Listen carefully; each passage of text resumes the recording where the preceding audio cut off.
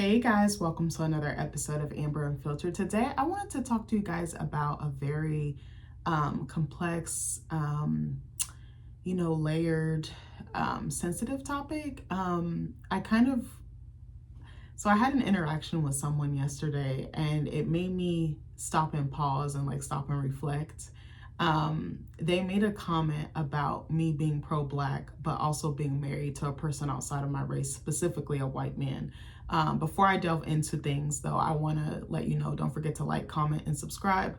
Also, if you want to cash at me at Amber Unfiltered Show, that'd be greatly appreciated. I apologize too if my energy is a little off. I actually just came back from the doctor and I received some pretty heavy news, but also confirmation of something that I suspected was an issue, but I wasn't for certain. I just knew that something was wrong and that there was more to the issue, but it was like receiving validation. And also shout out to my doctor, because this was my first time meeting her, but she handled it with such care and compassion and really heard me out, and believed me. That was another thing, because she wasn't a doctor of color or a woman of color. And I already have apprehension about going to the doctor just because of the history with my culture going to medical providers and the things that they've done to our ancestors. So I'm kind of already on the fence. But my husband encouraged me to go, but then I also realized I needed to go because the issue is not going away and it's like exacerbating. It's just getting worse and worse and worse. I actually thought about maybe making a video about it at another time because I need time to sit with it. But I encourage you, if you're a person of color, specifically a Black person or from the diaspora in any capacity, please go to the doctor and listen to your body, because your body will shut down or it'll start, I don't even want to say malfunctioning, but it's almost like a computer, it's almost like a machine. If you don't take care of it and if you ignore it, the problem's not going to go away. And honestly, I've ignored this for a long time. And finally, I was like, I just had enough, because it's literally taking over my life. And I was like, I can't do this anymore. So don't be stupid like me and wait. Just go. Even if you think it's small, sometimes you think it's small and it's really a larger issue. And you don't want it to get worse and then it manifests into something bigger, badder, and worse. So I just wanted to preface the video with that, even though it's not related to my topic. So I'm a little bit exhausted. Also, I got up earlier, so I'm a little off my normal schedule. Usually I get up between 8:30, sometimes 8:45. Sometimes I'll sleep in, but usually I'm up at that time. But I got up an hour early, so I'm all over the place, and I also have work. So I'm trying to rush to get this video out for you guys, because I was I have enough time. I don't work that far. What's ironic is I actually pulled over to make an appointment for something else at my job. The guy was asking me questions over the phone, and he was like, can you give me this? And I'm like, bro, I'm driving. I can't give you that. So I literally pulled over, gave him the info, and then I just turned around and drove home. And I was like, bro, I'm about to be back here in an hour. But anyway, that's besides the point. I hope you guys are doing well. I hope you're mentally well. I hope the week has been good to you. I hope you have, I hope you've entered spooky season. I hope you've entered soup season. Have you guys been making soups? Do you guys even like soups? I actually used to always associate soups with being sick. So I never ate them until that point. And I only get sick once or twice a year. I really don't get sick like that. Thank God for my health. But now I've actually started eating it because I actually like it. I was like, I fuck with soups. I was like, why was I sleeping on this? And sandwiches. I used to be oh, sandwiches is for school, lunch, or in the cafeteria. But now I love sandwiches. I'm like, oh my gosh, you can really make a good ass sandwich with just some basic or key ingredients. But anyways, so I'm not gonna say any names. I'm not gonna say specifics. I'll say specifics, but I won't say specifics that will give away who this is or how I know them and things like that. Somebody who knows me and probably knows the situation would probably know who I'm talking about, but the general consensus or public would not know who I'm talking about. Again, not really trying to protect them, more so protecting me. But I wanted to share this with you because I thought it was a fascinating topic.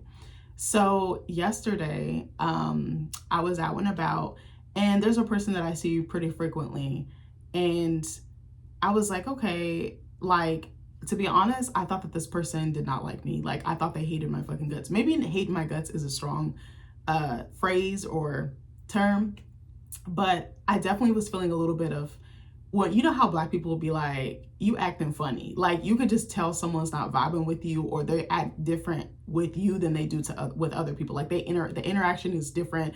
The energy is different. It was just very okay, this. Like they wouldn't really give me the time of day. And not that I expected that, but I was like, oh, I see like you're cool with everyone else, but like you give me smoke, or you give me just the cold shoulder, like I said. And I was kind of like, dang, like what did I do? Like I felt bad because I was like, I fuck with everybody. I speak to everyone. I'm very kind. I'm very open. I'm very empathetic. I try to make people laugh. I try to make them smile. Like, because really life is hard, and I don't want people going through this life thinking that nobody cares about them, because that's how I used to feel growing up. So I was like, I'm not going to put that on other people. Like I intentionally go out of my way. Hey, how you doing? I'm warm. I'm kind. I'm funny. I'm like, just try to cheer people up, because again, you don't know what people are carrying. You don't know what they're going through behind closed doors. You know, just being good, being a fundamentally good human being is very important to me. It's a huge part of my identity. I'm a lover of people. As much as I bitch about them, I'm a lover of people. So I see this person frequently. And I kind of felt a little bit of an offness, like maybe they felt like they couldn't talk to me, or maybe they just weren't feeling me. And I was like, that's okay. I'm not for everyone. I'm not everyone's cup of tea. So I'm like, okay. So then we finally worked up to like there being a trust and there being like a recognition and a familiarity. And then it kind of started changing. But then sometimes it would be like they were cool and they would talk, and then sometimes they wouldn't. And I was like, maybe they're going through something. That's totally fair. So I'm like, okay, so I'm painting the dynamic for a reason, or painting the picture for a reason. So finally we get to a point where like I see them, it's all good in the hood. So yesterday, it was, you know, we ran into each other. I'll just say that. Sorry, I can't talk. Sorry, my friends are blowing up my phone. I swear, anytime I go to record, everyone and their mama starts reaching out. Everyone starts blowing me up. And I'm just like, can y'all wait till after I record the video? Sorry, I'm all over the place. This happens every time without fail. I shit you not. Like my phone be dead. It'd be Jiminy Cricket out this mother. And then like everybody and their mama want to blow me up. So I saw them yesterday and they were like, hey, there's something I've been meaning to tell you since we met. And I was like, what could it be? I thought they were going to be like, oh, you look like Angela Davis. Oh, you cooler than I thought. Like what they said was not what I was expecting to come out of their mouths, but it didn't surprise me given certain things that they've said and certain beliefs that they have. And I don't mean that as a diss or a dig. Like, it's just, it is what it is. Like, that's based on certain conversations and based on certain interactions and like things. I'm like, okay, I could see why they would say that. Like, and again, the way that I was approached, it wasn't rude, it wasn't condescending, it wasn't nasty. It was just like straight matter of fact, kind of like this video, kind of like how I'm talking to you guys now. So he was like, hey, he was like, I don't know how to say this. And I was like, no, bro, just say it. Like, it's no skin off my back. Like, say what you want to say. I like to hold space for people and just let them vent and just be authentic and raw. Like, as long as you're not disrespectful, I'm not going to take offense. I actually respect if you're straight up with me, straight no chaser. Like, you don't beat around the bush, because I know exactly where I stand with you and what you stand for. That's how I view it. So I really don't get offended like that. Now, if you coming on some BS, then yes. So he was like, I can't remember the exact wording, but the gist of it was, I did not expect you to be like this, given the fact that you're married to somebody outside of your race, especially the fact that you're married to a white man. And I said, well, what do you mean by that? He was like, I was not expecting you to be pro-black, being married to a white man. He was like, I saw you and your husband. And he was like, I was not expecting that. And I was like, well, what do you mean by that? And he was like, well, typically what I've seen is if there's an interracial couple, like one black person, one white person, he didn't say like a black woman and a white man or anything like that. Like, he didn't get into specifics, but he just said, you know, the general thing, like a black person with a white person, whether they're married, dating, whatever the case may be. He was like, typically what I've seen, especially in the area that we're living, which is very country, it's very like rural, it has a certain, you know, flavor to it. It's a predominantly white area. So I understood why he said that. There are black people here, there are mixed people, there are mixed families, mixed couples, but it's not a common thing. Like, it's still, I would say probably 80 to 85% white, if not more than that. I could be a little bit wrong, at least 70%, 75%. And he was like, well, typically in this area, you only see, if you see a mixed couple, the black person or the person of color is diluted. Like, they don't scream their blackness from the mountaintops. They don't, it's almost like they're in the sunken place, or they don't acknowledge the fact that they're black, and they're like more, it's like they're whitewashed. That's basically what he was saying in so many words. I don't think he used the word whitewash, but that's what I was picking up. And I was like, oh, I love being black. I was like, it's my favorite thing. Like, it's hard as fuck, but I was like, I love it. And I was like, I lead with that. Like, I was like, I'm very proud of it and I don't hide it. Like, I was like, I put it all in my creative work. I put it all in my academic work. I talk about black stuff on here. Like, I'm never not gonna rep us. I was like, for me, it's very key. It's a very core part of my identity because there's so much richness, there's so much culture, there's so much layers. And I was like, for me, I'm huge on like ancestors and like recognizing the sacrifices that they made for me. So I was like, for me to just like, that would be a disservice to just, well, I'm blackity black. I'm a brown skinned woman with kinky hair, with an afro, with a slick tongue and brains for days. Like, I was like, you can't, like, I can't just ignore that. Like, that's so critical to me. And like, he was like, oh, I wasn't expecting that. He was like, you took me by surprise. He was like, it shocked me a little bit. And I was like, in a good way. And he was like, yeah. I was like, see, I was like, not all of us are like whatever. But when he said that, again, I wasn't offended, but I'm not going to sit here and lie and say that I wasn't hurt. Like, I found it a little bit painful because I was like, well, you just assumed. And I remember all the time my dad saying when we were growing up, he was like, when you assume, you make an ass out of you and me. And I was like, that's facts. It literally is facts. Like, you do. But I was like, can you blame him? Because if he had, not to say that it's right, but I'm like, I couldn't blame him because if he kept running into examples of this where the black person in question is denying a key part of their heritage and trying to get away from the black community, anything associated with black culture, you can't really blame him. But I was just like, damn, like, why did he think like that? And I was like, he didn't even get to know me. Like, he really didn't take, he didn't really get to know me until recently. And where I've seen him at, I've been, seeing him multiple times over an extended period of time. But I was like, what did I expect? Like, almost. But then I was also like, well, to start, like, I didn't feel like he gave me a fair chance or a fighting chance, like, to get to know me as a person before he could make that judgment or that discernment. But it hurt because I was like, oh, you thought that I was just gonna shun the very thing that makes up the core of who I am. And it's like, two things can be true at the same time. And I'm realizing this the older that I get. I can be pro-black and I can walk in my blackness and I can lead in it and I can love on it and love with it and still love somebody that's outside of my race and that is white to add that extra layer. And I understand that there's historically black and white people, we have just had so much tension. We've had so much pain, so much oppression, so much, I can't even think of the word, but you know what I'm trying to say? Like, there's been so much that's happened between us that I know it's not lost on me. Like, I used to always tell my husband when we first got together, I was like, bro, like 50, 60 years ago, we could not have been together, like, at all. Like, it would have literally been illegal for us to love one another, for us to be together, for us to sleep with each other, for us to fuck each other, for us to even look at each other. I was like, you have to really put that into context. That's not that long ago. 1950s, 1960s, 1970s, whatever you want to call it. That wasn't that long ago. I was like, that's scary to me. And I'm like, they probably would have tried to kill us, especially me. And I was like, don't let me be pregnant. Like, that would have been added another layer to it. Like, my physical safety, my baby's physical safety, his safety. And it makes me think of like Loving versus Virginia. Like, I don't know if you guys know that story, but it was a black woman and a white man, I think in Virginia, and they were terrorizing them because they did not want them to be together. Interracial dating was basically illegal. It was outlawed. It was literally strictly forbidden. Like, that was your head, like, really, literally and figuratively.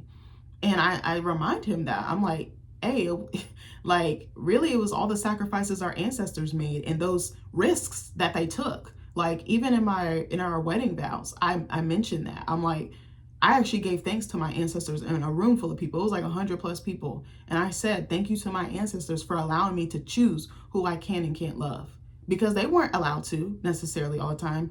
And some of them had to forsake the love of their lives and their soulmate because it was a matter of life and death, literally. So I don't know, but it kind of hurt. And I was like, and this came from a black man. And again, I love black men. I love black men down. What's crazy is I've gotten so many dirty looks and judgment from black men for being with my husband.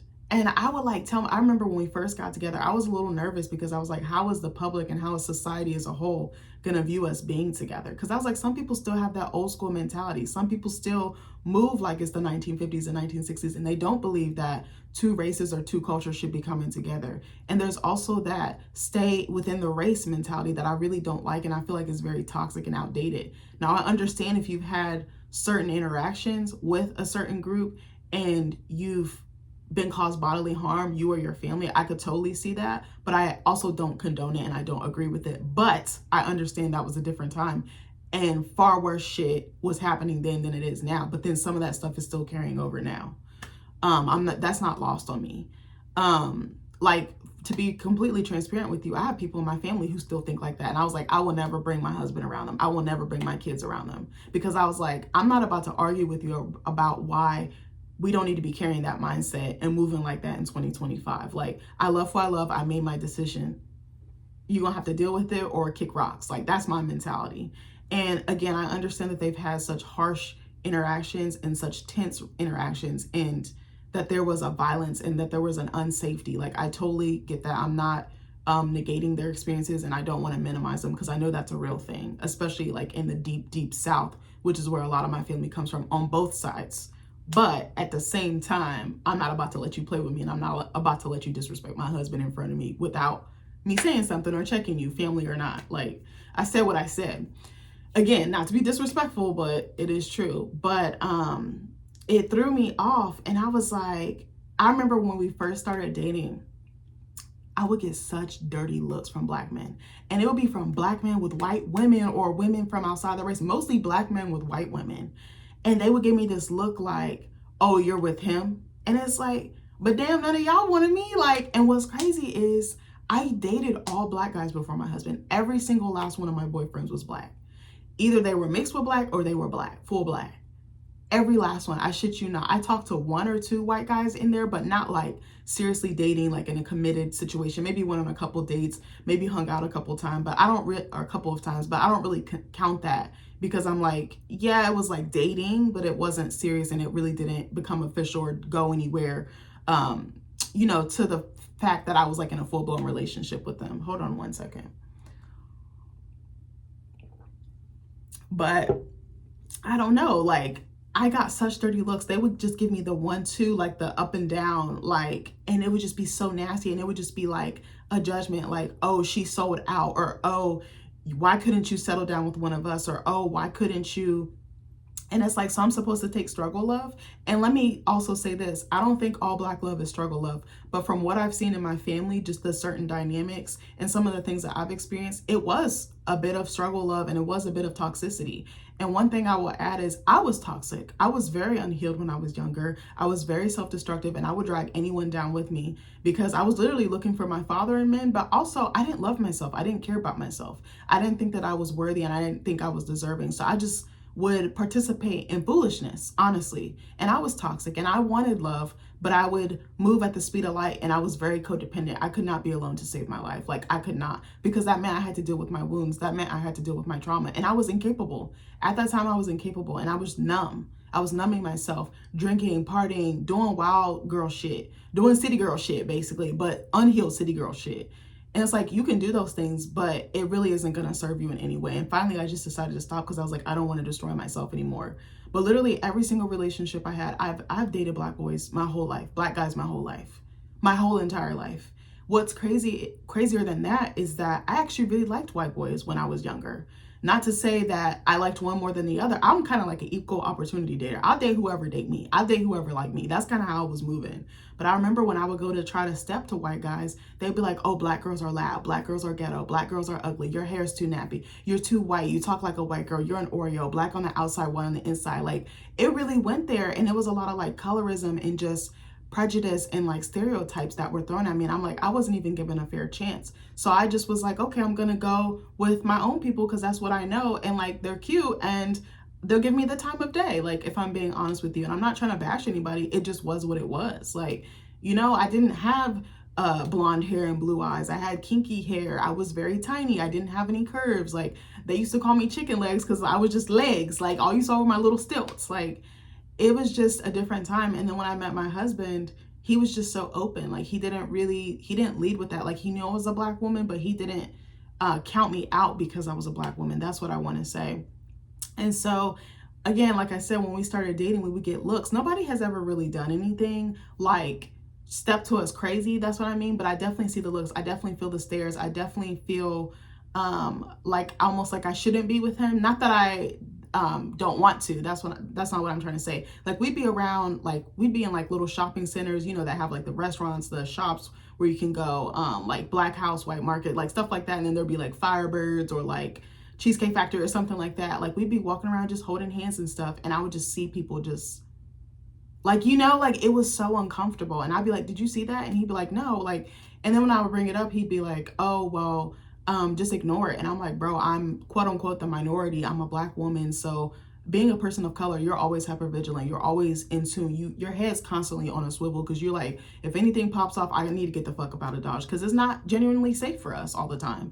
And you just got to be aware of your surroundings. I remember my dad used to say that all the time. Now, like he's speaking facts. Like you have to be aware of your surroundings. Like you can't let your guard down because anything can happen and anyone can perceive you as a threat. They have these things already in their mind, these seeds planted in their mind. You can't change them, but it's like, I still got to be careful. And like I said, I'm in a predominantly white area. Yes, I chose to move out here. I love this area. I fell in love with it as soon as I started coming out here but I'm also aware, like I'm also aware I'm a Black woman. I'm also aware that I'm a brown skinned Black woman and I'm with someone who doesn't look like me. Like that's another layer to it. But I be peeping stuff. Like when we be going out to eat, I'd be like, where the Black people at? And Nick be laughing. I'd be like, I'm so dead ass. Like if there's no Black people in here, I might need to watch a little bit more. Or we gotta bounce. We gotta find somewhere with a little bit of pigment, a little bit of melanin. Like give me something. Like, and he'd be like, there's one right there. And I'm like, but why we gotta be the only ones? Like, and I was like, it was so funny actually when we went to the Mariah the Scientist show last year. Nick was like, I'm the only white boy in here. I said, now you see how it feels. But I'm like, imagine that being your everyday, not just in one space, not just the one-off experience. Imagine that every day, your job, going to the grocery store, going to shows, like anywhere you go, any space that you take up, imagine that being the norm and you having to adopt to that culture, you having to assimilate to that culture. That's where it gets really tricky and that's where it gets very later and complex. But yeah, so I was going to say something else too. I lost my train of thought, but I was going really good there and then I just kind of zoned out. But yeah, like I was just like kind of like, like it kind of hurt. And then sometimes like on my social media, I'm mostly on Facebook and IG, mostly on Facebook though, because I feel like that's like where all the kids that I grew up with, like within school who like have families, got married, got new jobs. Like I get to kind of keep up with them, but also a lot of family who I don't get to see all the time. I can kind of lock in and see what they're doing on there. Really, I'm in my auntie era. I really don't be liking social media like that. Like it's cool. It has its funny moments. It has its useful and like viral moments that go viral for the right reason. But I think it's like very toxic. And at some point I want to get off of it. And some point I'm probably going to stop doing YouTubes or whatever, you know, making content. But for now, I'm just going to keep up with it. It's like something that kind of heals me and helps me make sense of my world. But sometimes on Facebook, what's interesting is that I'll see people that I like have interacted with and have met in person. Sometimes I like make friends off of there and I be seeing them in person and we link up and it's a movie. But sometimes I'll see stuff that's like anti-interracial on there and I'd be like, damn. And I'd be like, but you be supporting me and my husband. You supported us since we got together and we've been together for 7 years. I'm like, bro, that's crazy. Like, it's like you out here spewing this, but then you're supporting the very thing. Like, and it kind of hurts because I'd be like, oh, something else I see too is like, well, people will talk about Black love. And I think Black love is beautiful. And I think it's a very real, very true, authentic thing. I feel like people will make posts about Black love, but then shit on people in interracial relationships. And I fucking hate that. And I be wanting to say something, but then I just back off because I'm like, I'm not about to go back and forth with somebody behind the screen. Like, that's just not my MO. Like, delete and block are my favorite buttons. Like, for real. Like, I can erase you within the click of a button, but it'd be kind of hurting because I'd be like, damn, you be rooting for me, asking me when I'm gonna have a baby, liking my wedding pictures and liking any pictures I posted after that with me and my husband, saying you love us, saying we're a great couple, this, that, and the third. But then you be doing stuff that's like the antithesis of that. And that'd be kind of hurting. And I really haven't talked about this like publicly or like really that much at all. Like I'd be seeing it and it kind of be I'd be like, damn, that's kind of fucked up. But then at the same time, I'd be wanting to drag them because I'm like, ain't you the one that be bouncing from relationship to relationship? Like, don't at me, at your mama. Like, I just be like, that's crazy. And then also, some people are like, stay within the race, and they like, I kind of feel like it's kind of sad because it's like you're kind of limiting your opportunities, but I understand why some people might think like that. Maybe they do want a Black partner. Maybe they just prefer it. Maybe it's a cultural thing. Maybe it's a social thing. It could have many different aspects or implications, but that shit actually be bothering your girl, because I'm like, I'm with a white man and I'm going to have half white children. Like, it is what it is. My husband's half Italian. Like, my kid's gonna be Black and European. Like, it is gonna be what it's gonna be because of who I decide to love. I actually feel like dating outside of your race, or marrying outside of your race, or even interacting in any romantic way with someone outside of your race is actually an act of resistance, and an act, like, it's an act of bravery to me, because you're going outside of what you know, what's comfortable to you. That's actually very unsettling. At the beginning of our relationship, I was actually terrified because I was like, well, his parents like me. I was like, is there anybody racist in his family? Because, you know, we all got that one family member that be saying some off the cuff shit, and you'd be like, bitch, I will fight you, family or not. But like, I don't know. Like, I was like terrified. Like, I remember the first time my husband brought me home to meet his parents, and it happened so randomly. Like, we didn't plan it. We were, hold on one second. We were actually going out to eat somewhere by his parents' house. And he was like, do you want to come meet my parents? Because we would always like meet halfway, or I would come his way or he would come my way. Like, we would kind of rotate that way. And he was like, do you want to meet my parents? And I was like, what? I was like, bro, I'm wearing booty shorts. I got on a dashiki. I was like, I don't know. Like, and I was just worried, not like booty shorts, like where it's hanging out, but you know, they're like shorts. And I was like, I want to be a little bit more presentable when I meet your family. Man, I walk in that house and I start talking to his mom. We talking like we known each other our whole entire life. His mom was cool as hell. His dad, it took him a little bit because his dad is more observant. Like, he likes having you around, but he also likes to peep what's going on.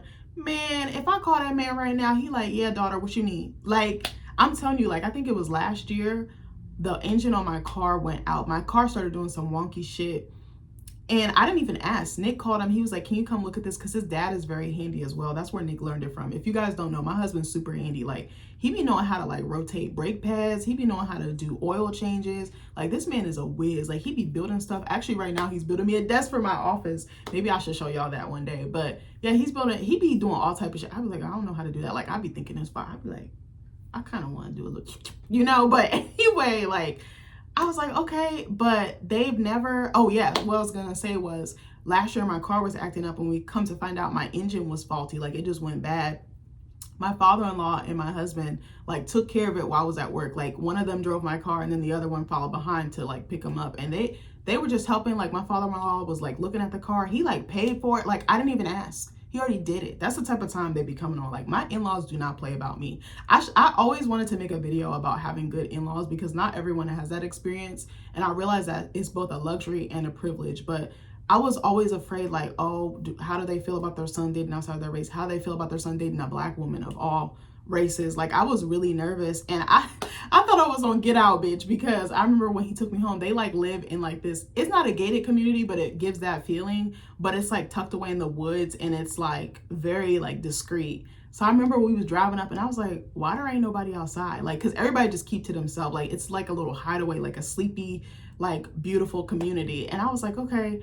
I was like, where the Black people at? Like, I was really so nervous. Like, I felt like Chris going to go meet Rose's parents and Get Out. But they was cool as hell, and they've been cool as hell ever since. Like, them people have my back. If I call and say I need something, they're like, when and where? Like, when we moved into our house, they was there. When we needed help with the wedding, they was there. Like, they're there for anything. Like, I'm so excited for my kids to have those type of grandparents. Like, because I know they're going to be sad. Like, I was like, I don't have no issues. I don't have no worries.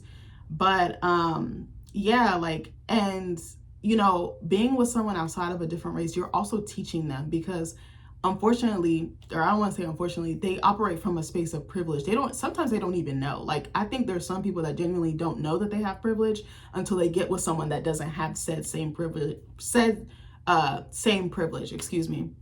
And like, it's not lost on me that I've been able to have access to certain things because of that. But I'm not with him because of that, if that makes sense. Like, I'm with him because I actually love him and I see myself spending the rest of my life with him and raising a family with him. And he's like leveled me up and I've leveled him up. And we're just very compatible with each other. No, we're not perfect. Yes, we have our issues, but we be working the shit out and then we just be moving on to the next thing. Like, when I say that's my doll, that's my bestie, I mean that. Like, I've never felt this way about anybody. And again, no, it's not perfect, but we make it work. And I think another thing too is that when people see me, they don't expect me to be with someone like him because we are so different physically, and maybe sometimes culturally there's a difference, but it's all about blending and it's all about balance and it's teaching and education. Now, I don't want to say it's not my job to teach him because I feel like that's a bad way of saying that, but I feel like, you know, I can't be pro-black and not put him on game. That's kind of how I feel. Like, I'm always explaining stuff to him. Like, for a long time, he didn't know what gentrification was.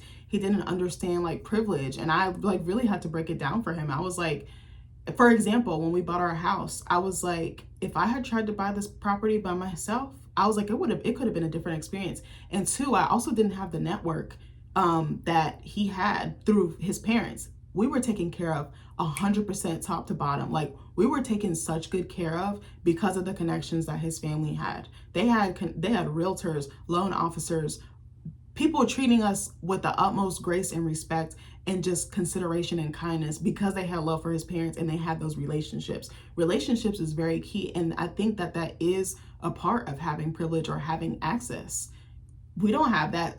I think what the consensus is with the Black community is, it's not a matter of if we're going to get something, it's a matter of when. But we have to go through so many hoops or jump through so many hoops to get it because we don't have that access, because we don't have that network, because a lot of the times we don't even have the financial standing to even do that, or the economic status to do that. Not saying everybody, because there are some wealthy Black people, there are some middle class and upper class Black families. I would even say that I came from a certain point. My parents were like, they were raised in poverty and then they climbed out of that and they got us to middle class, and I experienced that. But then it kind of went back to kind of having to struggle and making ends meet. So I've seen both sides, and it's very different. It's very drawing. It's very interesting to me what money can buy, what money can afford you, but also who you know. Your network is your net worth, and it also gives you a certain quality of life. Like, I'm being 100% honest with you. When we went to Florida, I was like, I was like, I'm trying to be on this type of time, like luxury. Luxury is king, but it's like, you got to come out the pocket for that. And you got to know certain people and you got to know certain things and make certain moves. Like, I'm like really inspired by the moves that they're making. I'm like, I want that for my kids. I'm going to get that for my kids. It's not if, but when, like I just said earlier.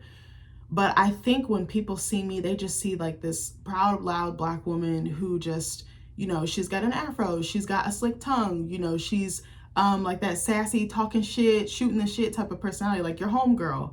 And then you don't expect to see me with this 6'+ white man who looks like a lumberjack. Like, people don't expect it. He's got a beard, he's got green eyes, he's got like the creamy olive skin. Like, people just do not expect that. I think they just assume that I'm married to a Black man.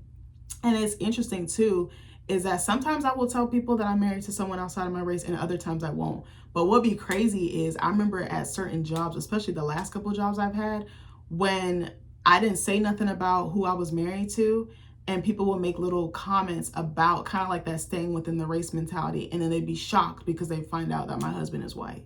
And it's like, well, maybe you need to stop moving with that mentality because, again, you don't know. Hold on one second.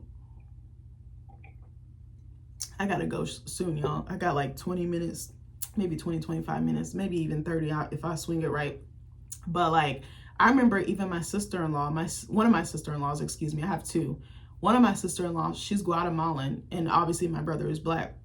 And I remember she told me that she was like eating lunch or something in the break room, and her coworker said some off the cuff shit about Black people. And she was like, I'm married to a Black man. And her coworker looked like she's seen a ghost. And I was like, that's what I be talking about. I was like, so you got to be careful how you moving and what you saying and thinking, because you don't even know, like, what if, even if they're not with someone Black or whatever the case may be, you don't even know if they have Black family members. What if they have half Black grandkids or half Black nieces and nephews? Like, you got to be so careful how you're navigating this world now, because there are a lot of mixed families and it's becoming more prevalent. And interracial dating, I feel like, is on the rise. Like, so many girls that I went to school with are married to white men, have kids by white men. Like, it's a whole thing. And not just that, I've seen even like Black and Hispanic, Black and Asian, the other, I can't think of anything else at the moment, but those are the couple that stand out to me the most. But you just have to be so careful. Like, but I think it's just like, oh, well, why is she with him? And I'm like, well, damn, because he treat me good. Damn, because he worships the ground that I walk on. Like, if I called any one of my friends right now, they would tell all of y'all, he worshiped the ground that lady walk on. Like, he does not play about me, like, at all. Like, point blank into the period. And not to shit on Black men that I've been with or dated before, because I had decent experiences with them too, but it just, I think a lot of us come from very traumatic backgrounds. So if you're pairing or marrying trauma with trauma, it really tends to just explode. And I think because a lot of us don't get help for our wounds, a lot of us don't get help for our trauma, we kind of unleash all hell on each other. Not all of us, some of us. There are some Black men that are good to Black women. There are some Black men that go to therapy, that do the inner work. And there are some Black women that do the same thing, you know, vice versa. But in my experience, I'm speaking for just me, not the whole, not the sum.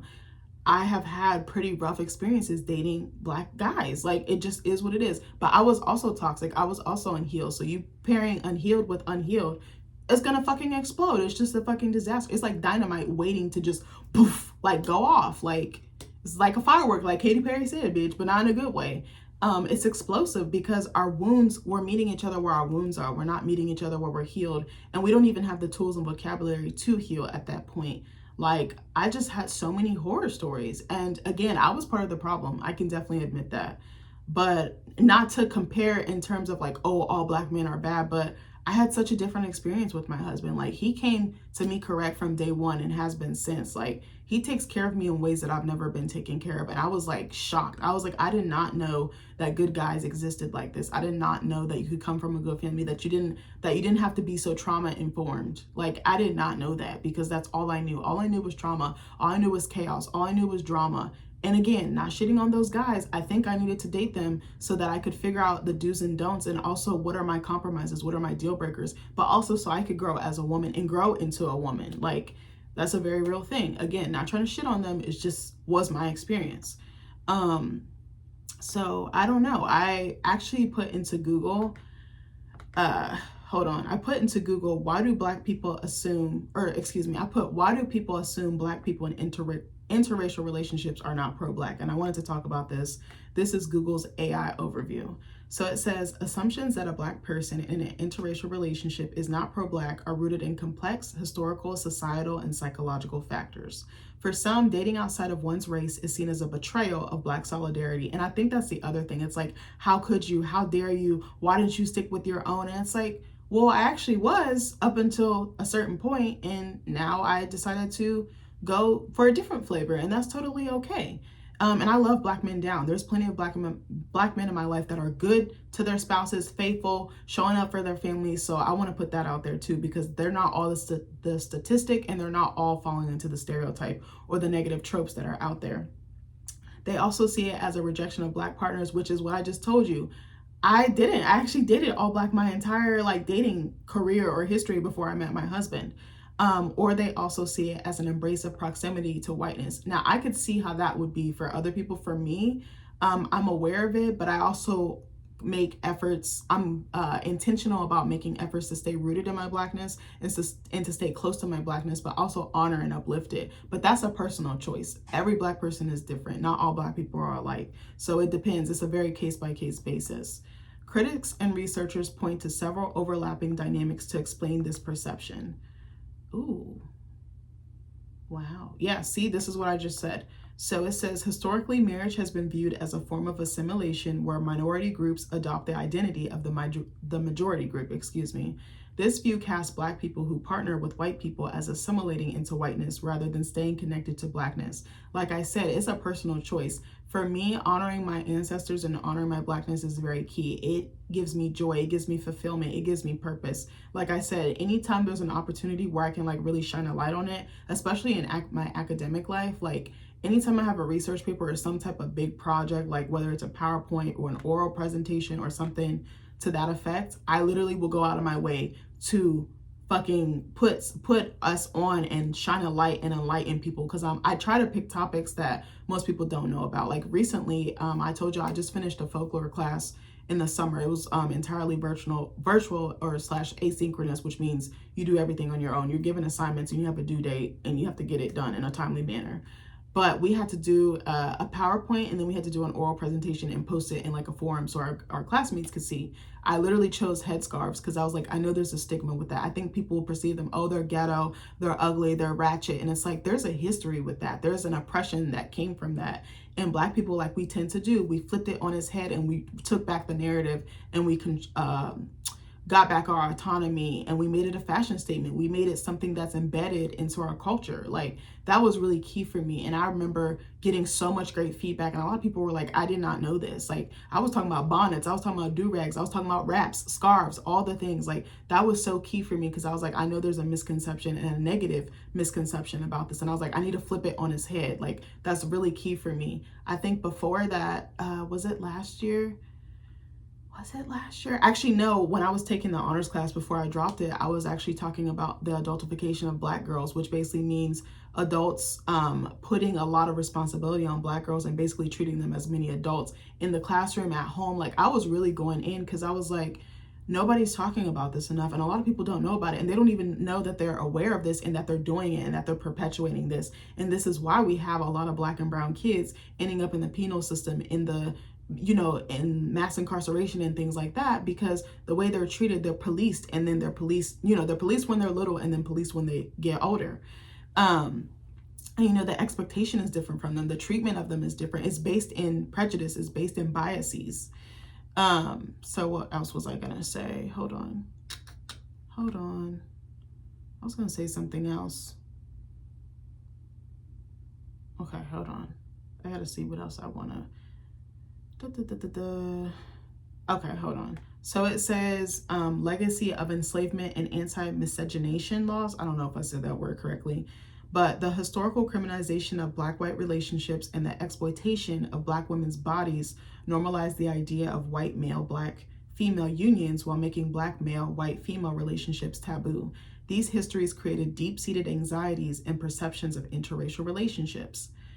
Perceived social climbing. Dating a white partner has sometimes been seen as a way to gain social status and distance oneself from the perceived struggles of the Black community, which I think is what the person who came to me with that comment was thinking. And I was like, nah, bro, I fuck with it. He was like, I literally told him, I was like, I lead with that. I was like, anytime I have a chance, I'm gonna put my people on. Anytime I'm gonna put me on. Like, I can't help but do it.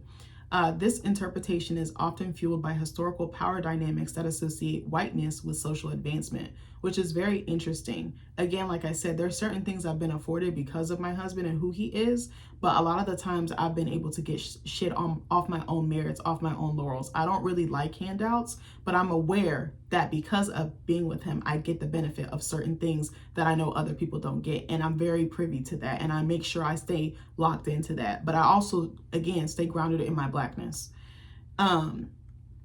So it says interracial relationships are not judged equally across genders, and colorism, which is prejudice based on skin tone, plays a significant role in how these unions are perceived within the Black community. I definitely feel like there's a stigma. I feel like there's more smoke for Black women with white men than there is Black men with white women at times.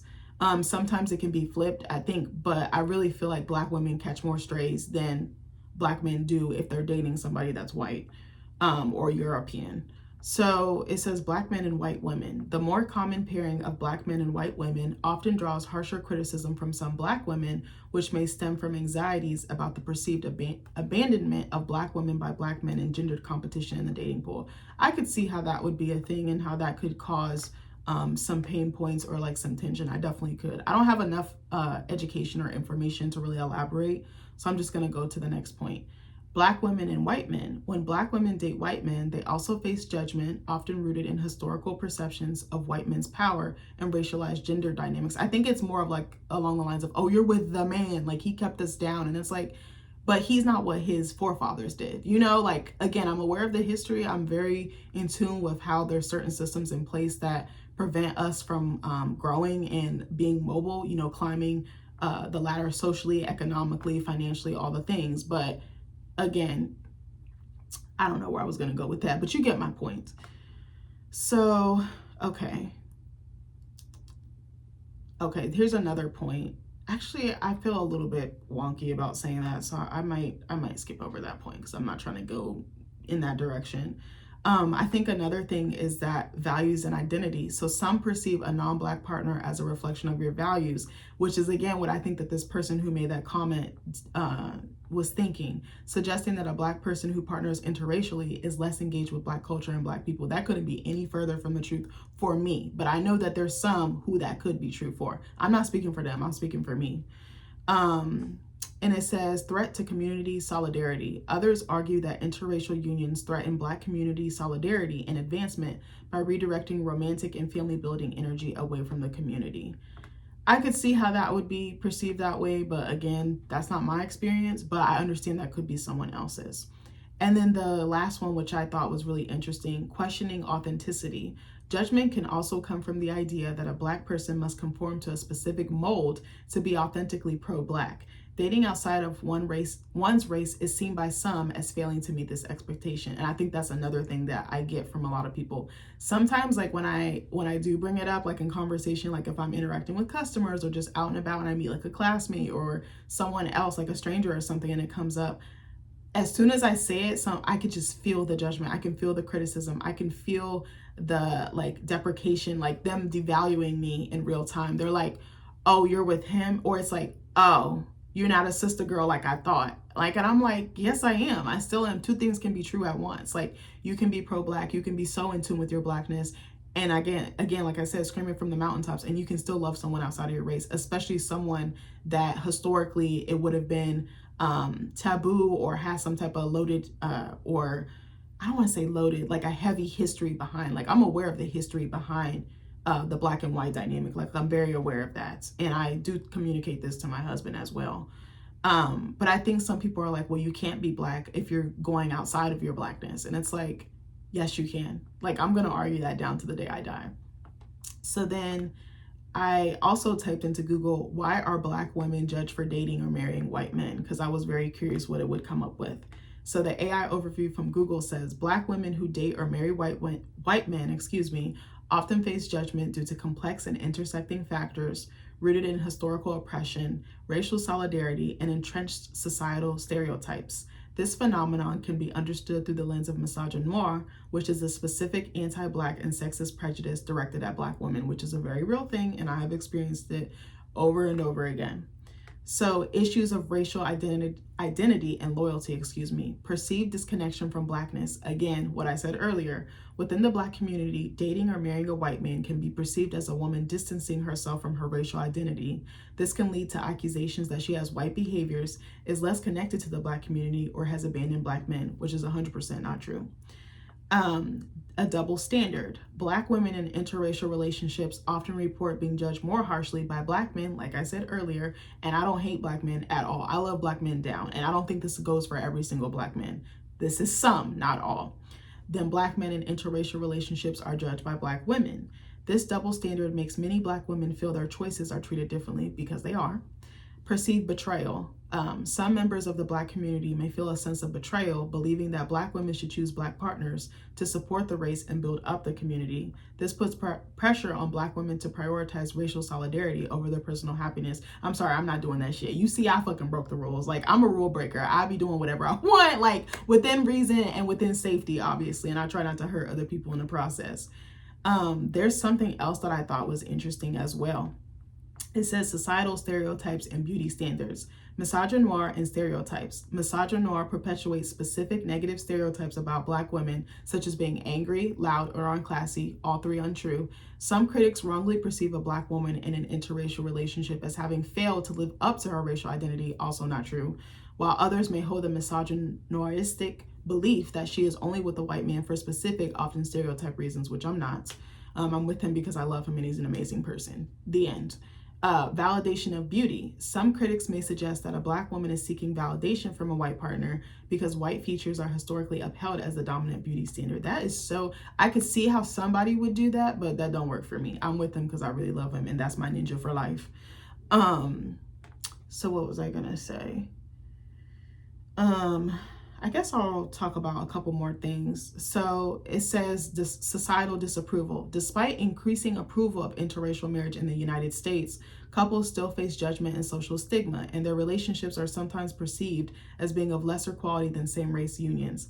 I still like, even as recent, like as a few years ago, even no, I'm lying, like last month when I told y'all we went to the rodeo, I actually felt it there, and I was like, bitch, is this Jim Crow South? I was like, it's giving 1950s. Like, I'm not trying to make light of it, I know I just made a joke, but it wasn't funny. I felt so uncomfortable. So I told y'all before the rodeo, we went to a distillery, and it was nothing but white people in there, and like country old white folk that kind of give like, you ain't from around here, is your boy. Like, it kind of gave that type of energy, and I was like, bitch, remind me not to be here after dark. Like, it kind of gave that, and I was just like looking around. They were literally gawking at me, and I was like, have y'all never seen a black person before? Like, bitch, it's not the 1950s, it's 20 motherfucking 25. Like, it was scary a little bit. I was like, I just felt all eyes on me, and I was like, hello. Like, and you know, sometimes people stare at you because they think like you're pretty or you're cute or something. It wasn't giving that. It was just like, she with him or he with her, and it's like, yeah, like he is, like, and what, like,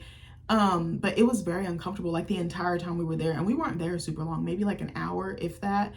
But I was just like, y'all really still thinking of moving like this in 2025? I was like, y'all better get used to it. I was like, your karma gonna be your granddaughter or your grandson gonna bring home a black woman or a black man, and you gonna have half black grandbabies. I always feel like anytime a racist has smoke with like the black race or any other race, it'll be rectified in their family tree. Someone's gonna go outside that and do outside the norm. And I was like, you either gonna have to get with it or kick rocks and miss that connection. To me, I'm never gonna give up on my child if they choose to date someone outside of the race. Hell, that would be hypocritical because of who I'm with, their dad, you know. But I just think that that's so crazy. People be cutting off their family members because of who they're with, and it's like, you better get over yourself. Your ego and your misguided beliefs and your toxic beliefs, they're gonna eat you up every time. I'm sorry.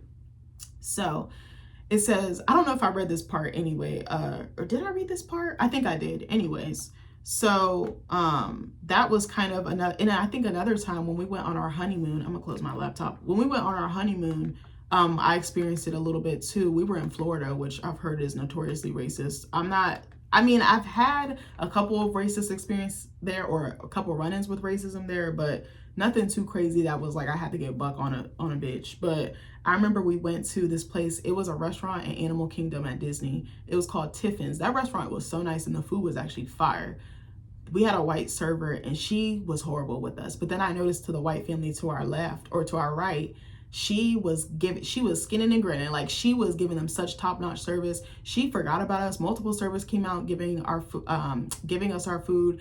And it wasn't busy in there either, because I know some people would be like, oh, that's an excuse. Like, I just noticed the difference. Like, and she also wouldn't look me in the eye. She was dropping shit all over the table, like spilling, like she was pouring water, the water spilled. She's throwing fucking silverware at me. Like, it was bad. She would only talk to my husband, and I was like, is it really that deep? I was like, I'm cool. Like, if you cool, I'm cool. Like, and then if you're not, then you're not. Also, we went to Wolfgang Puck, and that was one of the worst dining experiences I've ever had. Also, the food was garbage. I was like, this is supposed to be like Michelin star level food, and you're serving me up absolute trash. Like, I was like, bitch, Lady and the Tramp wouldn't even eat this. I got like a pasta bolognese. It was like a rigatoni pasta with like sausage or something like that. My husband got like a pizza. Bro, he lifted up his pizza, all the toppings and the cheese just slid off.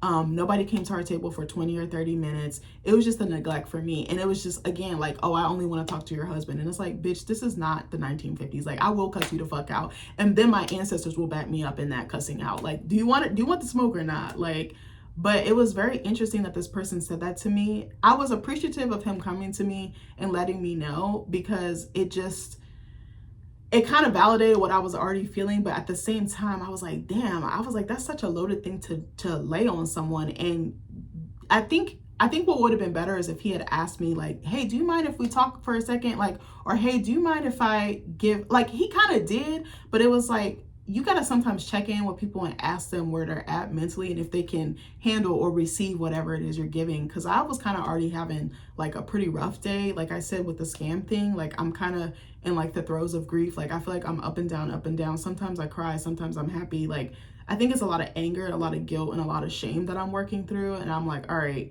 But I made an emergency appointment with my therapist, and like we talked it through.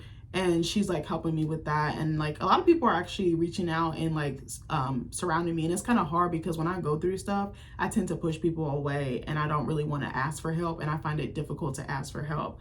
But yeah, that was an interesting thought. I know that this video was really heavy, so I would say do something to kind of like unwind, maybe, you know, go for a walk, read a book, watch a movie, do something to kind of, I know that this was a lot to take in, but I wonder, is there anybody in my, I was gonna say my timeline, is there anybody in my subscriber list that's in an interracial relationship or marriage? Have you thought about it? Are you scared to do it? I also think that family can play a key part in it as well. I have a very diverse mixed family, so they were like, all right, cool. They actually thought my husband was gonna be like blonde hair, blue eyed, and he was everything but. My mom was like, I thought he was going to be preppy and like wearing Oxford loafers and like a tucked in shirt. That is not my husband. Like, he will do that if he needs to dress up, but he's very much a jeans and t-shirt, like a golf shirt type of guy, or a polo. Like, he is just such a regular down home country guy with like a little bit of finesse in the technical and like handiwork type of space. But yeah, I don't know. I wanted to talk about this. I wanted to see what other people thought about this. Again, I'm not trying to attack anybody. I'm not trying to come for anybody. These are just my experiences.